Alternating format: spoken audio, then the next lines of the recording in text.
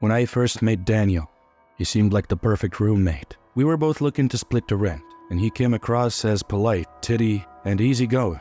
We moved into a cozy apartment together, and for a while everything felt great. He cooked dinner occasionally, helped with chores, and we enjoyed movie nights and casual conversations about our days. Daniel worked at a quaint bookstore downtown, while I had a job at a local coffee shop. Our lives were pleasantly routine until everything changed. Over time, Daniel became increasingly secretive. He started staying out late, returning home with an unsettling, vacant look in his eyes.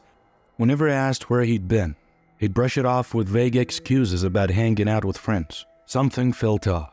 I'd overhear him on the phone, speaking in a calm yet eerie tone, saying things like, "They can't find out. It's too risky." One night, I came home late from work to find the apartment dark except for a faint light spilling from Daniel's room. I heard what sounded like someone crying, knocking on his door. I called out, "Daniel, are you okay, buddy?" The crying abruptly stopped, and after a tense silence, he responded saying, "Yeah, I'm just a little tired, I'm gonna go to bed now." The next morning he seemed back to his usual self, but my unease only grew. I began noticing oddities. Daniel's clothes sometimes had mysterious stains, which he'd quickly hide, and I discovered a small knife with dried blood in the bathroom cabinet. I confronted him, but Daniel casually laughed it off, claiming it was from a cooking mishap. Weeks passed, and the sense of dread became almost unbearable. I started avoiding him, spending more time at work or with friends, but the fear lingered whenever I was home.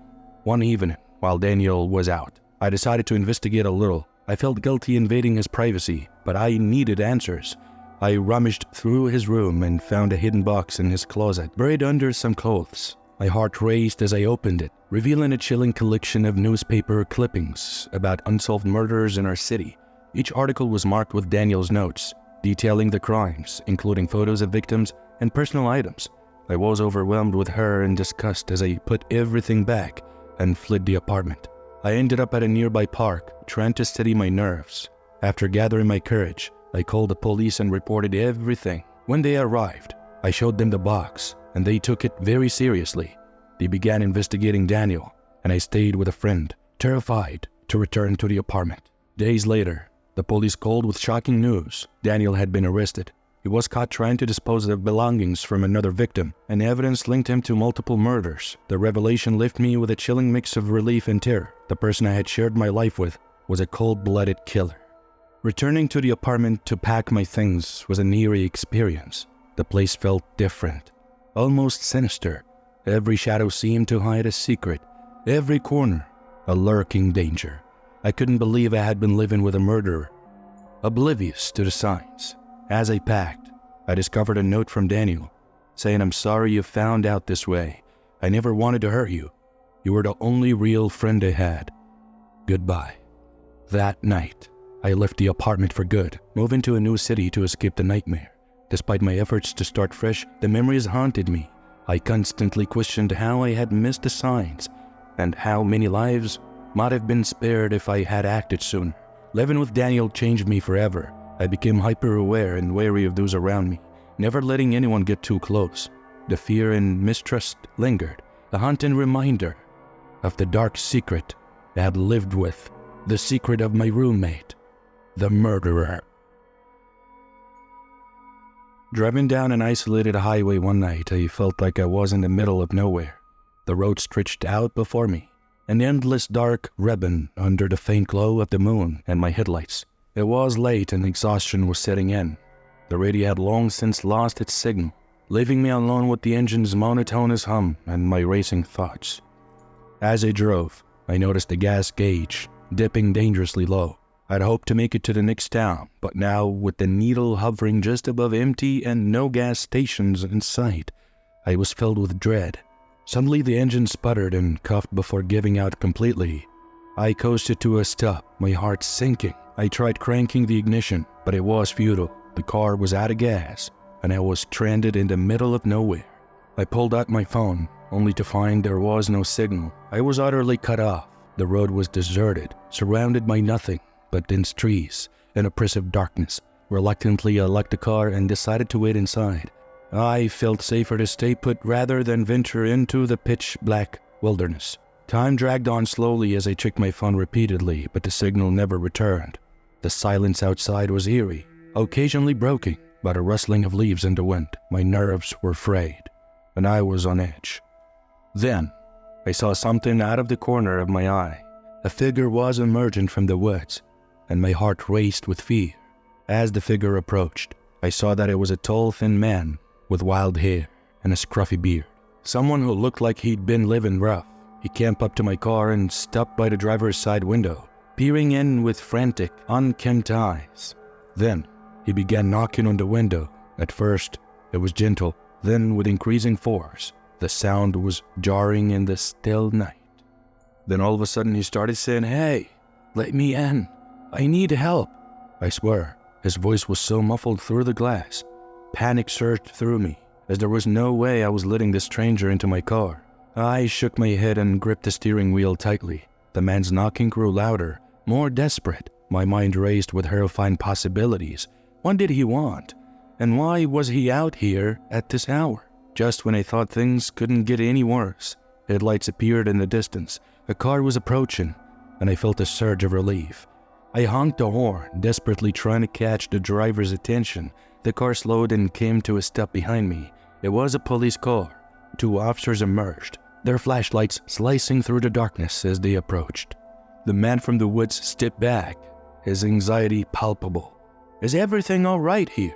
one of the officers asked, shining his flashlight into my car. I quickly unlocked the door and explained, my voice trembling. I said my car ran out of gas, and this man came out of the woods and started knocking on my window. I didn't know what he wants. The officers turned to the man, who was now standing a few feet away, looking increasingly agitated. "Sir, what are you doing out here?" one of them asked. The man didn't respond. Instead, he turned and disappeared back into the woods, melting into the darkness. The officers watched him go, then turned back to me. "You're lucky we came by," one said. "It's not safe to be out here all alone at night. We'll call a tow truck and give you a ride to the nearest town." Grateful and shaken, I climbed into the back of the police car. As we drove away, I glanced at the woods, where the man had vanished. An unsettling feeling lingered. I couldn't shake the thought that I had narrowly escaped a potentially terrifying situation. The night on a dark highway was a stark reminder of how quickly things can spiral out of control and how crucial it is to be prepared. The experience left me with a deep sense of unease, wondering what might have happened if the police hadn't arrived when they did. Just after I turned 30, I was in desperate need of a new place to live. I came across a room for rent in a 3-bedroom house, and the landlord, Mr. Thompson, seemed unusually eager to get me in without doing any background checks. It struck me as odd, but the rent was affordable, and I needed somewhere to stay quickly, so I brushed off my concerns and moved in. The house was old, but had a certain charm. It had 3 bedrooms, a small kitchen, a cozy living room, and a bathroom I had to share with my only roommate, Elizabeth. She worked nights and slept during the day, which meant our paths rarely crossed. In fact, despite living there for over a month, I had never actually met her. Her privacy was strikingly intense, and I found it increasingly strange. Soon after moving in, unsettling occurrences began. My belongings seemed to mysteriously shift. I'd leave my keys on the kitchen counter only to find them on the dining table, and my toothbrush would be damp even though I hadn't used it. At first I thought I was just being forgetful, but as time went on, the discomfort grew more eerie. One evening, I came home from work to find the front door slightly ajar. I was certain I had locked it that morning. My heart raced as I stepped inside, calling out, "Hello, is anyone here?" The house seemed eerily still, everything in its place, but the feeling of intrusion was palpable. I meticulously checked all the windows and doors, ensuring they were securely locked. As the nights went on, the house grew more unsettling. I would hear footsteps above me, even though Elizabeth should have been at work. One night a haunting faint humming drifted down from the upper floor, like someone softly was singing a lullaby. It literally sent chills down my spine. I tried to convince myself it was just the old house settling, or perhaps my imagination was running wild. But the dread was absolutely relentless. Each creak of the floorboards and each unexplained noise heightened my paranoia, and I began to question, what or who might be lurking in the shadows of that unsettling house.